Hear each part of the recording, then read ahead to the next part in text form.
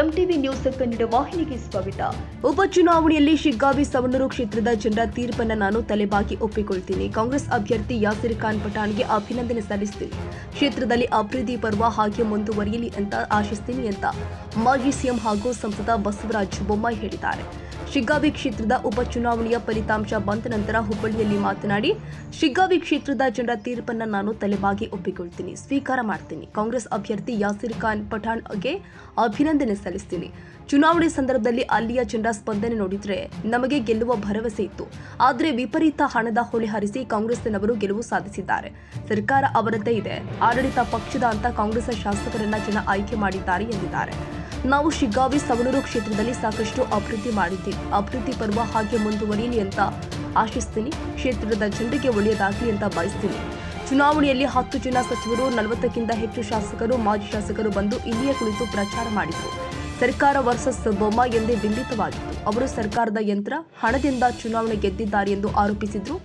ಶಿಗ್ಗಾವಿಯಲ್ಲಿ MP ಚುನಾವಣೆ ನಂತರ ನಾವು ಚೆನ್ನಾಗಿ ಕೆಲಸ ಮಾಡಿದ್ವಿ, ಆದರೆ ಇಡೀ ಸರ್ಕಾರನೇ ಬಂತು. ಸಾಮಾನ್ಯವಾಗಿ ಉಪಚುನಾವಣೆಯಲ್ಲಿ ಸರ್ಕಾರಕ್ಕೆ ಅನುಕೂಲ ಇರುತ್ತೆ. ನಾವು ಕೂಡ ಒಂದು ಕಾಲದಲ್ಲಿ 17 ಉಪಚುನಾವಣೆಯಲ್ಲಿ 13 ಕ್ಷೇತ್ರ ಗೆದ್ದಿದ್ವಿ. ಈ ಸರ್ಕಾರದ ಕೆಲಸದ ಮೇಲೆ ಮತ ಬಂದಿದೆ ಅಂತೇನಿಲ್ಲ. ನಾವು ಉಪಚುನಾವಣೆಯಲ್ಲಿ ಅಷ್ಟು ಸ್ಥಾನ ಗೆದ್ದು ಅದಾದ ಮೇಲೆ ಸರ್ಕಾರ ಕಳೆದುಕೊಂಡಿದೆ. ಹೀಗಾಗಿ ಕಾಂಗ್ರೆಸ್ ಸರ್ಕಾರ 1.5 ವರ್ಷದ ಆಡಳಿತಕ್ಕೆ ಸರ್ಟಿಫಿಕೇಟ್ ಅಂತ ತಿಳಿದುಕೊಳ್ಳುವ ಅವಶ್ಯಕತೆ ಇಲ್ಲ ಎಂದು ಹೇಳಿದ್ದಾರೆ. ಮೊಟ್ಟ ಮೊದಲನೇದಾಗಿ ಶಿಗ್ಗಾಂವ್ ಸವಣೂರು ಜನರ ಒಂದು ತೀರ್ಪೇನಿದೆ ಅದನ್ನು ನಾವು ತೆರೆಬಾಗಿ ಒಪ್ಕೊಳ್ತೇನೆ. ಅವರ ತೀರ್ಪನ್ನು ನಾನು ಗೌರವಿಸ್ತೇನೆ, ಸ್ವೀಕಾರ ಮಾಡ್ತೀನಿ.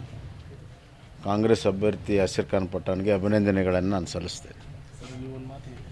ಒಂದು ನಿಮಿಷ ಪೂರ್ತಿ ಮಾಡೋದು.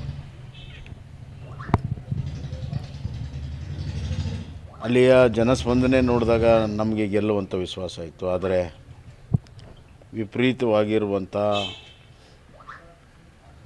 ಹಣದ ಹೊಳೆಯನ್ನು 2 ದಿವಸ ಹರಿಸಿ ಇವತ್ತು ಗೆಲುವನ್ನು ಸಾಧಿಸ್ಕೊಂಡಿದ್ದಾರೆ. ಅದೇನೇ ಆಗಲಿ,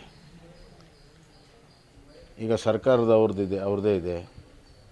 ಆಡಳಿತ ಪಕ್ಷದ ಶಾಸಕರು ಜನ ಆಯ್ಕೆ ಮಾಡಿದ್ದಾರೆ. ಶಿಗ್ಗಾಂವ್ ಸವಣೂರು ಕ್ಷೇತ್ರ ಸಾಕಷ್ಟು ಅಭಿವೃದ್ಧಿಯನ್ನು ಮಾಡಿದ್ದೇವೆ. ಆ ಅಭಿವೃದ್ಧಿಯ ಒಂದು ಪರ್ವ ಮುಂದುವರಿಲಿ ಅಂತ ನಾನು ಹಾರೈಕೆ ಮಾಡ್ತೀನಿ. ಮತ್ತು ಶಿಗ್ಗಾಂವ್ ಸವಣೂರು ತಾಲೂಕಿನ ಜನರಿಗೆ ಒಳ್ಳೆಯದಾಗಲಿ ಅಂತ ನಾನು ಬಯಸ್ತೇನೆ.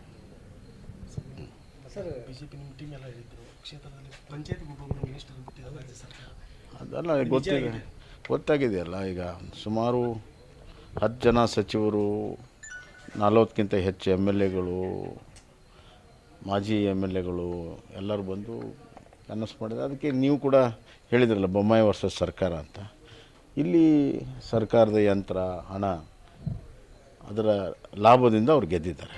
ಸರ್, ಮಹಾರಾಷ್ಟ್ರ ಮತ್ತು ಮಹಾರಾಷ್ಟ್ರದಲ್ಲಿ ಬಿಜೆಪಿ ಭರ್ಜರಿ ಇದು ಮಾಡಿದೆ ಸರ್. ಅಂದರೆ ಮಾಹಿತಿ ಮಹಾರಾಷ್ಟ್ರದಲ್ಲಿ ನಿರೀಕ್ಷೆಯಂತೆ BJP ನೇತೃತ್ವದ ಮಹಾಯುತಿ ಅಬ್ಸಲ್ಯೂಟ್ ಮೆಜಾರಿಟಿಗಿಂತ ಹೆಚ್ಚು 2/3 ಮೆಜಾರಿಟಿ ಹತ್ರ ಇವತ್ತು ಗೆಲ್ತಾ ಇದೆ.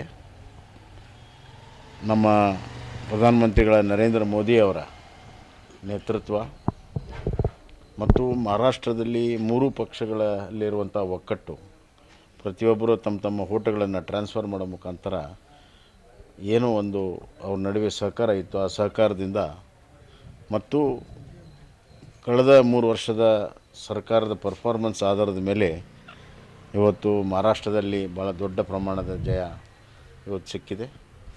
ಇದು ನರೇಂದ್ರ ಮೋದಿ ಅವರ ಲೋಕಸಭಾ ನಂತರ ನರೇಂದ್ರ ಮೋದಿಯವರು ಪರವಾಗಿ ಜನ ಗಟ್ಟಿಯಾಗಿ ನಿಂತಿರುವಂಥದ್ದು ಸಾಕ್ಷಿಯಾಗಿದೆ. ಮತ್ತು ವಿರೋಧ ಪಕ್ಷ ಕಾಂಗ್ರೆಸ್ಸು ಏನು ಲೋಕಸಭಾದಲ್ಲಿ ಕೆಲವು ಸೀಟುಗಳನ್ನು ಹೆಚ್ಚಿಸಿ ಬಿಗಿತಾ ಇದ್ದರು, ಅವರಿಗೆ ಅವರ ಸ್ಥಾನವನ್ನು ಮಹಾರಾಷ್ಟ್ರ ಜನ ತೋರಿಸಿದ್ದಾರೆ. ಸರ್, ಈ MP ಚುನಾವಣೆಯಲ್ಲಿ ಶಿಗ್ಗಾಂವ್ ಕ್ಷೇತ್ರದಲ್ಲಿ ಸ್ವಲ್ಪ ಕಡಿಮೆ ಅಂತರ ಬಂದಿತ್ತು ಸರ್. ಆವಾಗಲೇ ಅಲರ್ಟ್ ಆಗಿದ್ದರೆ ಏನಾದರೂ ಗೆಲ್ಲುವಂಥ ಸಾಧ್ಯತೆ? ಇಲ್ಲ, ಅಲರ್ಟ್ ಆಗಿ ಏನೆಲ್ಲ ಕೆಲಸ ಮಾಡಿದ್ದೀವಿ, ಆದರೆ ಇಡೀ ಸರ್ಕಾರ ಬಂತು. ಕೆಲವು ವಿಚಾರಗಳನ್ನು ನಾವು ಬೇರಂಗೆ ಹೇಳೋಕ್ಕಾಗಲ್ಲ. ಭಾಳ ದೊಡ್ಡ ಪ್ರಮಾಣದಲ್ಲಿ ಆಡಳಿತ ಯಂತ್ರ ಮಂತ್ರಿಗಳು ಹಣದ ದುರುಪಯೋಗ ಭಾಳ ಆಗಿದೆ. ಮತ್ತು ಸಾಮಾನ್ಯವಾಗಿ ಉಪಚುನಾವಣೆಯಲ್ಲಿ ಸರ್ಕಾರಕ್ಕೆ ಒಂದು ಅಡ್ವಾಂಟೇಜ್ ಇರ್ತದೆ. ನಾವು ಕೂಡ ಒಂದು ಕಾಲದಲ್ಲಿ 17 ಬೈ ಎಲೆಕ್ಷನಲ್ಲಿ 13 ಗೆದ್ದಿದ್ವಿ. ಇದು ಸರ್ಕಾರದ ಪರ್ಫಾರ್ಮೆನ್ಸ್ ಮೇಲೆ ಇದು ಒಂದು ಹೋಟ್ ಅಂತಲ್ಲ. ಹಿಂದೆ ನಾವು 17 ಗೆದ್ದಿದ್ವಿ, 17ರಲ್ಲಿ 13 ಗೆದ್ದಿದ್ವಿ. ತದನಂತರ ನಾವು ಸರ್ಕಾರ ಕಳ್ಕೊಂಡಿದ್ದೆ. ಹೀಗಾಗಿ ಕಾಂಗ್ರೆಸ್ ಪಕ್ಷ ತಮ್ಮ 1.5 ವರ್ಷ ಆಡಳಿತಕ್ಕೆ ಸರ್ಟಿಫಿಕೇಟ್ ಅಂತ ತಿಳ್ಕೊಳ್ಳೋ ಅವಶ್ಯಕತೆ ಇಲ್ಲ.